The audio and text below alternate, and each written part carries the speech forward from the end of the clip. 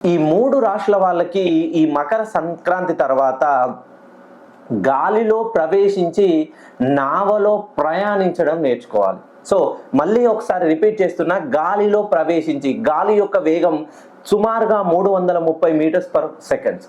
నావలో ప్రయాణించడం అంటే మీ జీవితంలో ఇప్పటి వరకు అన్ని కష్టాలేనండి. ఎవరైతే మెయిన్గా మేషరాశిలో జన్మించారో, మకర రాశిలో జన్మించారో, మీన రాశిలో జన్మించారో, వీళ్ళు ఏ పని చేసినా అవరోధం ఆటంకం. ఎందుకు గాలిలో ప్రయాణించాలంటే వీళ్ళ వేగానికి ఇంకా కళ్ళెం వేసే వాళ్ళు ఎవరు లేరు. ఎప్పుడైతే ధనుర్మాసం ఎండ్ తర్వాత డిసెంబర్ 16న ధనుసు రాశిలోకి రవి సంక్రమించాడు. ఈ రోజున 14 తారీఖున మధ్యాహ్నం 3:07 రవి సంక్రమణం జరగబోతుంది. ఇంకా ఎప్పుడైతే మకర రాశిలోకి రవి సంక్రమిస్తాడో, మకర రాశి, మేషరాశి, మీన రాశి, ఈ 3 రాశుల వాళ్ళు గాలి కంటే వేగంగా దూసుకెళ్ళబోతున్నారు. మీరు నావలో ప్రయాణించడం నేర్చుకోవాలి. నావలో అనంటే మనము నడి సముద్రంలో ఉన్నాం. మనం తీసుకునే నిర్ణయాలు అనేది మన జీవితం భవిష్యత్తుపై ఆధారపడి ఉంటుంది.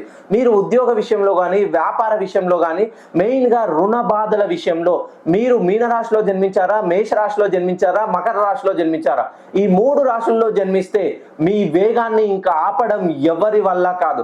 ఒక్కసారి మీరు 3 రాశుల్లో జన్మించిన వాళ్ళైతే నన్ను పర్సనల్గా కానీ, డైరెక్ట్గా ఫోన్ కాల్లో కానీ కలిసే ప్రయత్నం చేయండి. ఇంకా మీ వేగాన్ని, మీ దూకుడును ఆపే వాళ్ళు ఎవరూ లేరు.